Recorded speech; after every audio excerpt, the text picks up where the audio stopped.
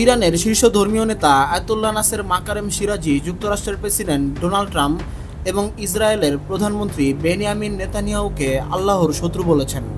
সোমবার 30 জুন এনডিটিভির এক প্রতিবেদন থেকে এ তথ্য জানা যায়।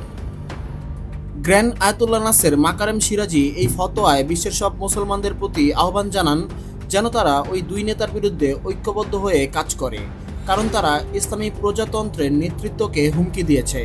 ফতোয়ায় বলেন, যে ব্যক্তি বা শাসক ইসলামের নেতা বা শীর্ষ ধর্মীয় ব্যক্তিত্বকে হুমকি দেয় সে যুদ্ধপিপাসু বা সৃষ্টিকর্তার বিরুদ্ধে যুদ্ধে লিপ্ত ব্যক্তি হিসেবে বিবেচিত হবে। ইরানি আইন অনুযায়ী যারা সৃষ্টিকর্তার বিরুদ্ধে যুদ্ধ করে তাদের শাস্তি হতে পারে মৃত্যুদণ্ড, শূলবিদ্ধকরণ, অঙ্গচ্ছেদ অথবা নির্বাসন। ফতোয়ায় আরও বলা হয়েছে, এই শত্রুদের সঙ্গে মুসলিম বা কোনো ইসলামী রাষ্ট্রের পক্ষ থেকে যে কোনো ধরনের সহযোগিতা বা সমর্থন অবৈধ এবং নিষিদ্ধ।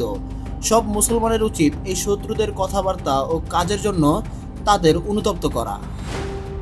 এছাড়াও এতে বলা হয়েছে, যদি কোনো মুসলমান তার ধর্মীয় দায়িত্ব পালনের পথে ক্ষতি বা কষ্টের সম্মুখীন হয় তাহলে সে সৃষ্টিকর্তার রাস্তায় সংগ্রামরত একজন যোদ্ধার পুরস্কার লাভ করবে ইনশাআল্লাহ। এই ফতোয়ার পেছনে ইসরায়েল ও ইরানের সাম্প্রতিক সামরিক উত্তেজনাকেই কারণ হিসেবে দেখছেন বিশ্লেষকরা।